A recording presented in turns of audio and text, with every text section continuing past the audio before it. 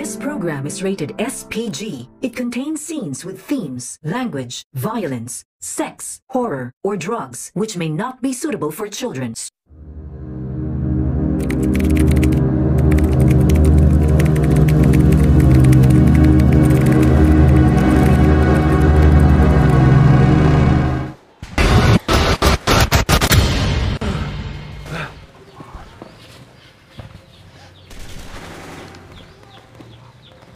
Magandang umaga kayo mga kaibigan. Alam niyo ba kung paano nagsimula ang hidwaan ng Moro at ng gobyerno? Samahan niyo kung balikan ang ating nakaraan. Noong 1960s, ang MNLF ay nagbigay ng advokasya na Moro Homeland. Ang konseptong Moro Homeland ay pinaniniwalaan na ang Pilipinas ay mananakop ng Mindanao at ang Moro people ay naiiba sa mga Pilipino.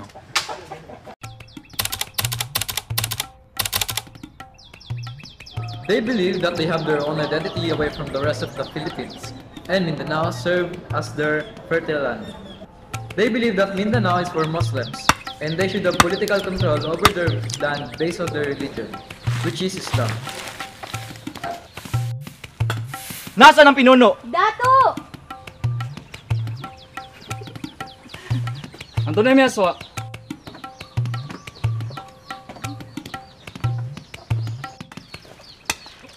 Pinuno, may nakalap akong impormasyon. Plano ng gobyerno na angkinin ang ating lupain.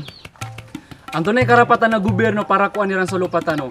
Dito tayo pinanganak, kaya dito rin tayo mamamatay. Di kami pagyo. Lalaban tayo! Dadanak muna ang dugo bago nila makuha ang ating lupain.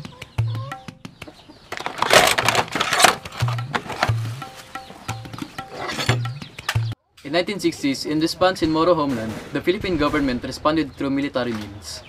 Kailangan natin makontrol ng Mindanao. Sir, sir!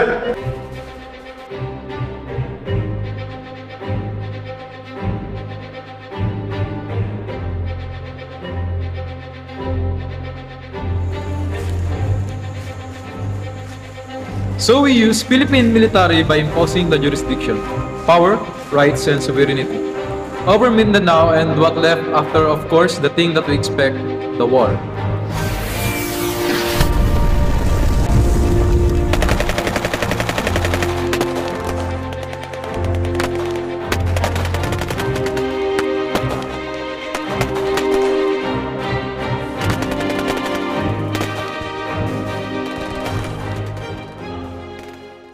Dahil sa matinding hidwaan sa pagitan ng gobyerno ng Pilipinas at sa mga kapatid nating Muslim, maraming naapektuhan, lalo na ating mga kababaihan at mga kabataan.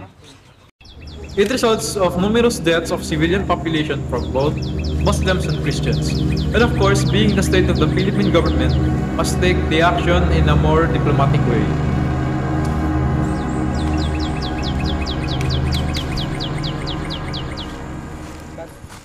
The Tripoli Peace Agreement of 2001. Iman na, kailangan na miskano kami, sumapag daw. Boy! Iyan na! Ikaw muna mapatuloy ng aking salisay.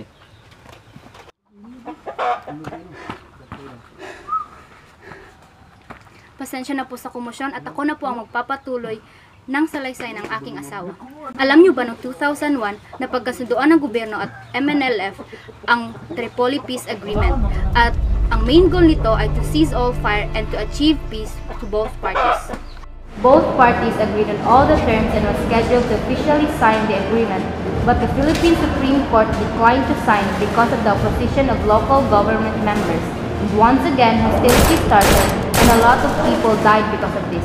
But for them, Tripoli Agreement is the only way to achieve peace between both parties.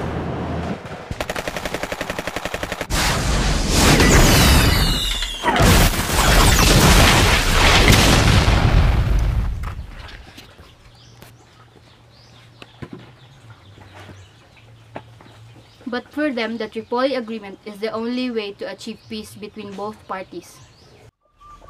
In 2017, former President Benigno Aquino signed the